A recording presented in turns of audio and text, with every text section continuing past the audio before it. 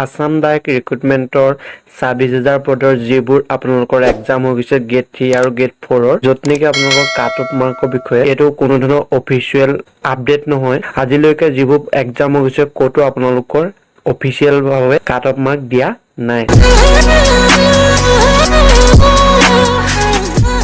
আপোনালোকৰ post name 8 পাছৰ বাবে 10 পাছৰ বাবে 12 পাছৰ বাবে আৰু গ্ৰেজুৱেচনৰ বাবে আৰু ড্ৰাইভাৰ পোষ্টৰ বাবে আপোনালোকৰ বেলেগ বেলেগ কাট অফ মাৰ্ক দিয়া হৈছে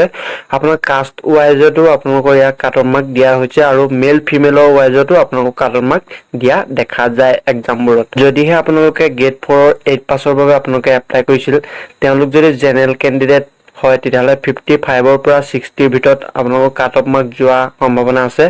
ইডব্লিউএছ কেণ্ডিডেট হলে 52 পৰা 57 ওবিসি কেণ্ডিডেট হলে 48 ৰ পৰা 53 এসটি কেণ্ডিডেট হলে 45 ৰ পৰা 50 এসসি কেণ্ডিডেট হলে 45 ৰ পৰা 50 আৰু যদিহে ফিমেল কেণ্ডিডেট হয় 40 ৰ পৰা 45 ৰ ভিতৰত যোৱা সম্ভাৱনা আছে আৰু যদি আপোনালোকে 10 পাছত চাব বিচাৰে তেতিয়াহলে আপোনালোকৰ জেনেৰেল সকলৰ বাবে 70 ৰ পৰা 75 ৰ ভিতৰত যোৱা সম্ভাৱনা আছে আৰু ইডব্লিউএছ কেণ্ডিডেট হলে 68 ৰ পৰা 73 ওবিসি কেণ্ডিডেট হলে 65 ৰ পৰা 70 এসসি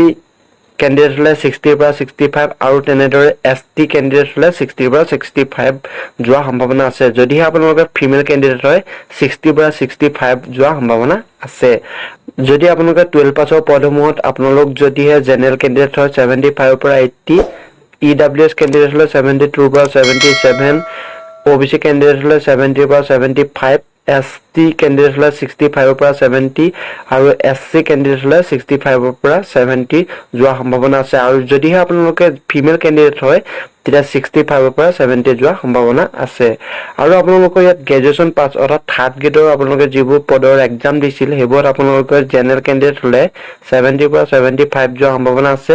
যদি ইডব্লিউএছ কেণ্ডিডেট হয় 68 ৰ পৰা 73 ওবিসি কেণ্ডিডেট হলে 65 ৰ পৰা 70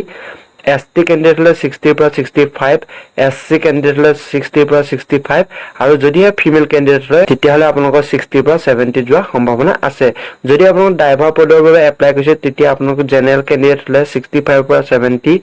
যদি ইডব্লিউএছ কেণ্ডিডেট হয় 60 ৰ পৰা 68 ওবিসি কেণ্ডিডেট হলে 60 ৰ পৰা 65 এসটি কেণ্ডিডেট হলে 58 ৰ পৰা 63 আৰু এসসি কেণ্ডিডেট হলে 60 ৰ পৰা 65 যদি ফিমেল কেণ্ডিডেট হয় 45 ৰ পৰা 50 যোৱা সম্ভাৱনা আছে বন্ধু-বান্ধৱীসকল নিশ্চয় বুজি পাইছে আপোনালোকৰ এটো এটা আনঅফিচিয়েল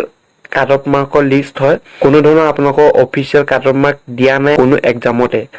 নিশ্চয় বন্ধু-বান্ধৱীসকল বুজি পাইছে আৰু ইয়াতকে আপোনালোকৰ কাট অফ মাৰ্ক বেছিও যাব পাৰে কমও যাব পাৰে আপোনালোকে ভিডিঅ'ৰ তলত কমেন্ট বক্সত গৈ কমেন্ট কৰক আপোনালোকৰ আনঅফিচিয়েল কাট অফ মাৰ্কৰ লিষ্ট হয় কোনো ধৰণৰ অফিচিয়েল কাট অফ মাৰ্কৰ লিষ্ট নহয় আৰু ইয়াতে আপোনালোকৰ ডেইলি আপোনালোকৰ এনেকুৱা ধৰণৰ জব লগ মূলক ভিডিঅ' দিয়া হয় যদিহে আপোনালোকে ভিডিঅ' চাই পাইছে প্লিজ লাইক কৰিব আৰু শ্বেয়াৰ কৰিব নাপাহৰিব ধন্যবাদ জয় অসম